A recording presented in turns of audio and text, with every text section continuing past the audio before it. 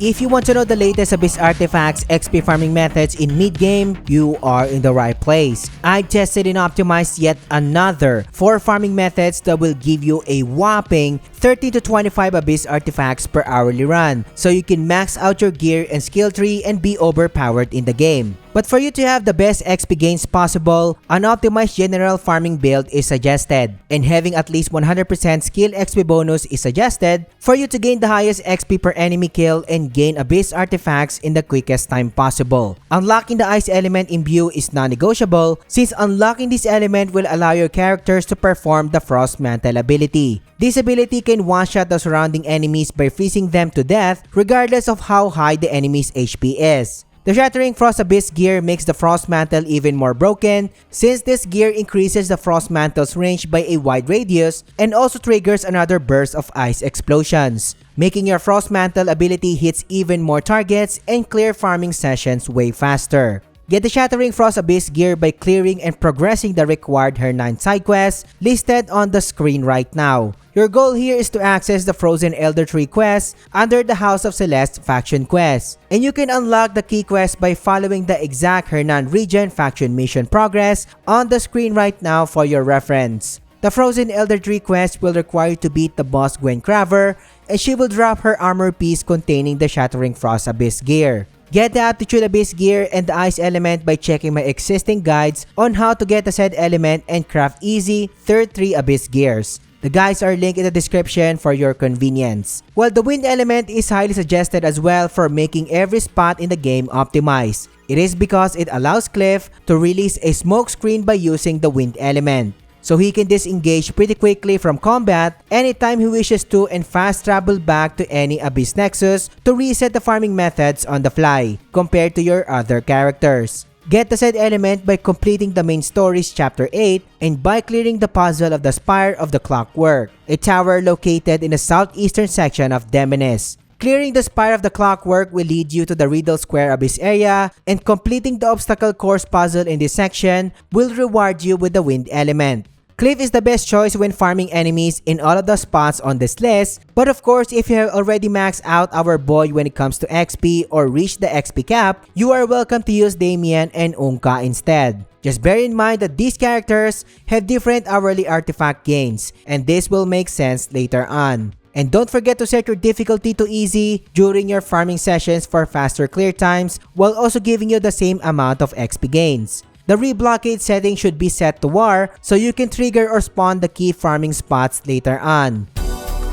The Western Court spot will allow you to farm Knights of Bastier located in one of the key manors in the region of Demonis. This spot offers a decent amount of knights to farm, which can give you a quick Abyss Artifacts whenever you need to. Cliff is hands down the best character to use in this spot, since Damien can't really run the method efficiently. But if you still want to use Damien, no worries about that, as I have prepared a computation for her later on as well. And for you to unlock this spot and also the upcoming ones on this list, the House Elimor faction quest in Demonis needs to be progressed. The House Elimor faction quest will be unlocked after you complete the chapter 8 of the main story so that you can access the Lunar Judgment quest. But for additional reference, I'm also showing my whole quest progress for the region of Demonis when I unlock the House Elimor faction quest. Once you've unlocked the quest, the key location can be found just above the huge letter M of the Demonis landmark. Make sure to activate the key Abyss Nexus for this spot so we can reset the method later on.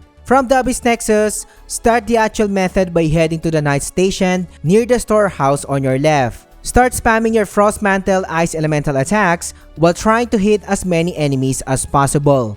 Once the initial group of knights has been taken out, follow the pathway leading to the entrance of the manor, while also taking out group of enemies on your way. Make sure to not enter the premises of the manor to avoid the boss battle in here, but instead, focus on the night station near the wagons with the horses in front of you, and wipe out a considerable number of enemies in this section. And keep in mind that you don't need to clear every single enemy in this area if you are using Cliff.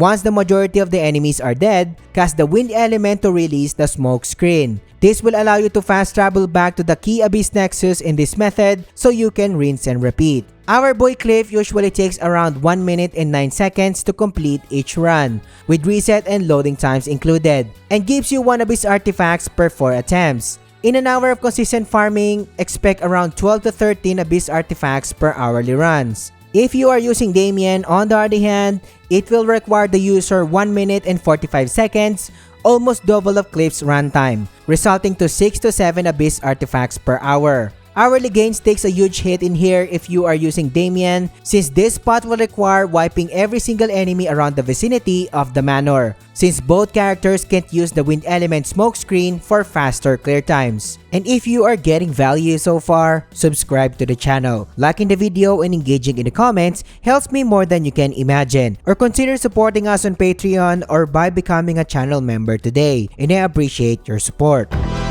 The Southern Court Manor is a viable spot with a quick reset time, offering you a lot of nights to farm, guarding the entrance of the manor. Compared to the previous spot, you are welcome to use Cliff or Damien for this specific spot and still have the best results. You already know the key quest of making this spot available, and this time, the Southern Court as mentioned will take on the spotlight, located under the huge letter E of the Demoness landmark. Starting the actual method and from the Abyss Nexus, sprint as fast as you can to reach the knight stationed near a wagon to your left. Try your best to hit as many targets as possible with your Frost Mantle attacks, so you can regain your spirit back in the process for more casting needs. The knights are lined up all the way through the gate of the Southern Court Manor, so follow the said line while sweeping every target that you come across. The guard station in the gates will start to engage you, but they can't really do anything much against your Frost Mantle attacks. Your goal here is to wipe every soldier in front of the manor, and when that happens, fast travel back to our key Abyss Nexus to reset the run, rinse and repeat.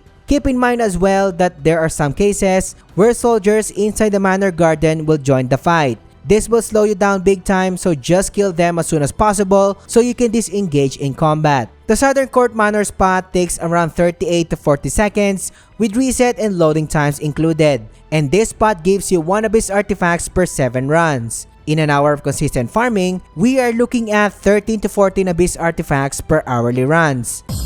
Things will go spicier from here as the Eastern Court spot offers a high density of night enemies placed ideally near a reset point. You'll be gaining tons of XP and Abyss Artifacts from this spot because of the spot's lightning speed clear times. Just like in the previous spot, you can either use Cliff or Damien and have identical clear times, since the spot is already optimized. This spot is still part of the Lunar Judgment quest that we've already talked about, and the key location can be found in the eastern section of Demoness, near the huge letter S of the Demoness landmark. From the Abyss Nexus, head to the highly packed section of the area and start spamming your Frost Mantle attacks. Since the enemies are stationed very close to one another, they will swarm you on the get-go. And obviously, this is a huge advantage for us. The key here is to always cast your Frost Mantle frequently and hit as many enemies as you can. So even if your character staggers from enemy attacks, the ice attacks will still go off. Once all of the enemies are dead,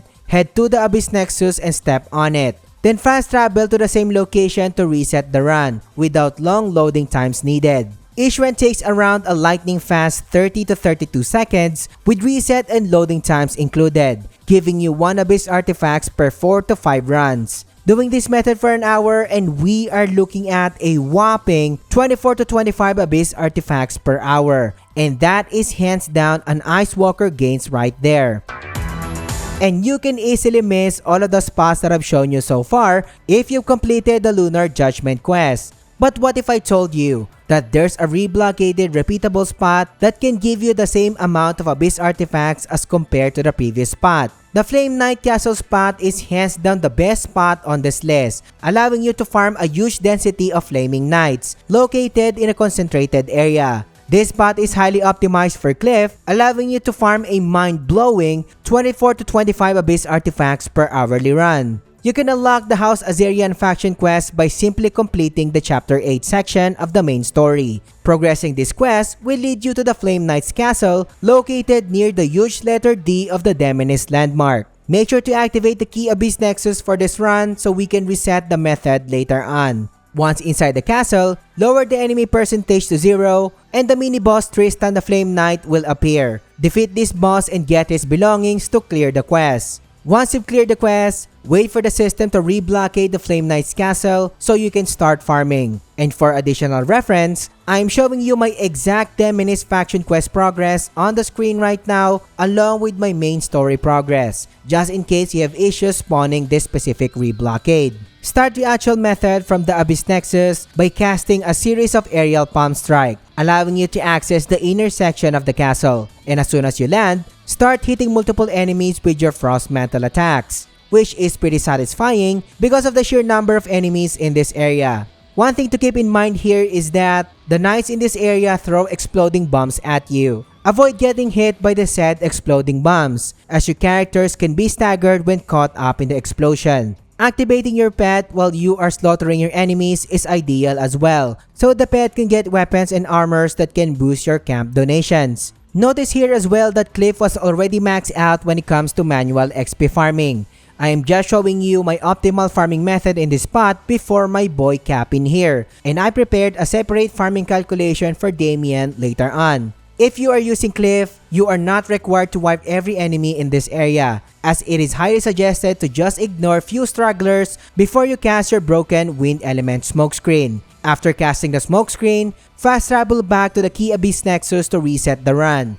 Rinse and repeat. Our boy Cliff can clear every run efficiently in just 50 to 52 seconds, giving you 1 Abyss Artifacts per 3 attempts. So that's a mind-blowing 23 to 24 Abyss Artifacts per hourly runs. Again, that is a high-level Ice Worker gains right there. While I'm not saying that you can't use Damien in this spot and expect a lower gains if you do so. Damien usually takes around 1 minute and 30 seconds, and that's 40 seconds slower compared to Cliff. So in an hour of consistent farming with Damien, you are expecting 13 to 14 Abyss Artifacts per hourly run. This is significantly lower compared to Cliff's result, which are 24 to 25 Abyss Artifact gains per hour. Truly one of the best spots in mid-game, but what if you want to know more alternative spots that you can access in the game? This video will teach you everything you need to know, so click on it and I will catch you on the next one.